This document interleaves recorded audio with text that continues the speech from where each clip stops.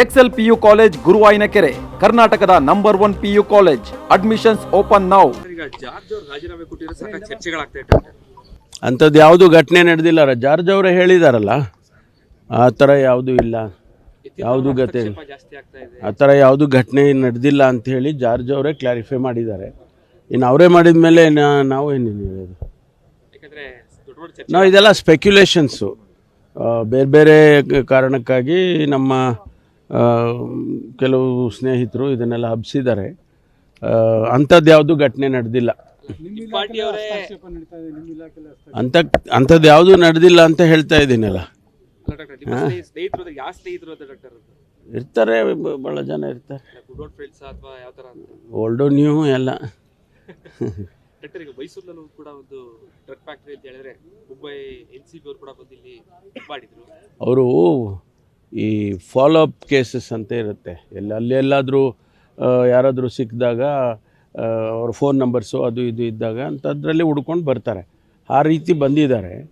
But ಇಲ್ಲಿ ಏನು ಅವ್ರಿಗೇನು ಯಾವುದೇ ಡ್ರಗ್ಸನ್ನು ಮ್ಯಾನುಫ್ಯಾಕ್ಚರ್ ಮಾಡ್ತಕ್ಕಂಥದ್ದು ಯಾವುದೇ ವಸ್ತುಗಳು ಅಲ್ಲಿ ಇಲ್ಲ. ಫಿನೈಲ್ ತಯಾರು ಮಾಡೋದಕ್ಕೆ ಅವರು ಕೆಲವು ರಾ ಮೆಟೀರಿಯಲ್ಸ್ ಇಟ್ಕೊಂಡಿದ್ರು ಅಂತ, ಡ್ರಗ್ಸಿಗೆ ಸಂಬಂಧಪಟ್ಟಂಥ ರಾ ಮೆಟೀರಿಯಲ್ಸ್ ಯಾವುದೂ ಇಲ್ಲ. ಆಮೇಲೆ ಅವರು ಬೇರೆ ಇನ್ನೂ ಅವರೇನೋ ರಿಲೇಟಿವ್ಸ್ ಅಂತ, ಅಲ್ಲಿದ್ದವರು ಏನೋ ರಿಲೇಟಿವ್ಸ್ ಅಂತೇಳಿ ಫಾಲೋಅಪಿಗೆ ಬಂದಿದ್ದಾರೆ.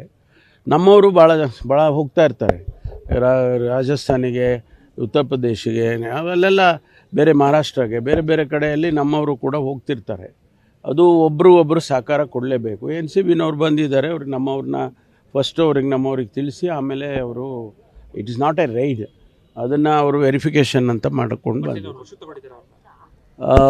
ಇಲ್ಲ, ಯಾವುದನ್ನು ಸದ್ಯಕ್ಕೆ ಅವ್ರನ್ನ ವಶಕ್ಕೆ ತೊಗೊಂಡಿಲ್ಲ. ಅದು ಬೇರೆ ಬೇರೆ ಬೇರೆ ಕಾರಣಕ್ಕೆ.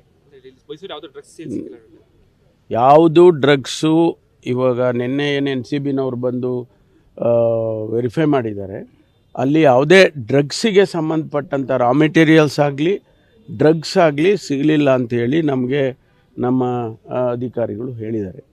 ಅದರಿಂದ ಇದು it is not related to drugs. Pakistan zindabad ಕೂಗಿದಂತಹ ಆರೋಪಿಗಳಿದ್ದಾರೆ, ಆ ಕೇಸ್ಗಳು ಇಲ್ಲೂ ಕೂಡ ಇತ್ಯರ್ಥ ಆಗ್ತಾ ಇಲ್ಲ ಅಂತ ಹೇಳಿ ವಿರೋಧ ಪಕ್ಷಗಳು ಸಾಕಷ್ಟು ಮಾಡ್ತಾರೆ. ಹೌದು, ಸದನದಲ್ಲೂ ಕೂಡ ಅದನ್ನು ಪ್ರಶ್ನೆ ತೆಗೆದಿದ್ದಾರೆ. ಈಗ ಅವೆಲ್ಲ ಕೇಸಸ್ಗಳು ನಡೀತಾ ಇದ್ದಾವೆ. ಈಗ ನಾವು ಕೋರ್ಟಿಗೆ ನಾವು ಹೀಗೆ ಮಾಡಬೇಕು, ನೀವು ಹಿಂಗೆ ಮುಗಿಸ್ಬೇಕು ಅಂತ ನಾವು ಹೇಳೋಕ್ಕಾಗೋದಿಲ್ಲ.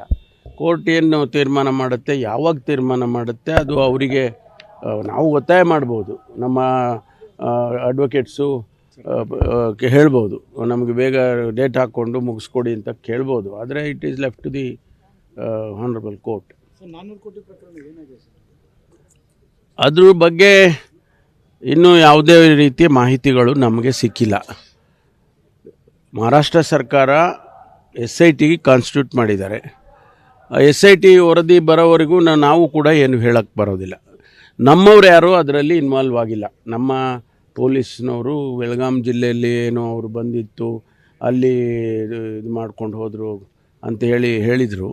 ಅವ್ರು ಯಾರು ನಮ್ಮ ಅಧಿಕಾರಿಗಳಾಗಲಿ ನಮ್ಮ ಸಿಬ್ಬಂದಿಯವರು ಯಾರು ಕೂಡ ಅದರಲ್ಲಿ ಭಾಗಿಗಳಿಲ್ಲ ಅಂತ ಹೇಳಿ ಬಂದಿದೆ. ಬಟ್ ಇನ್ನೂ ಹೆಚ್ಚಿನ ಮಾಹಿತಿಗಳು SIT ಆದಮೇಲೆ, SIT ವರದಿ ಬಂದ ಮೇಲೆ ಗೊತ್ತಾಗುತ್ತೆ. Thank you. ನ್ಯೂಸ್ ಫಸ್ಟ್, ನಿರ್ಭೀತಿಯಿಂದ ನಿಮ್ಮ ಪರವಾಗಿ.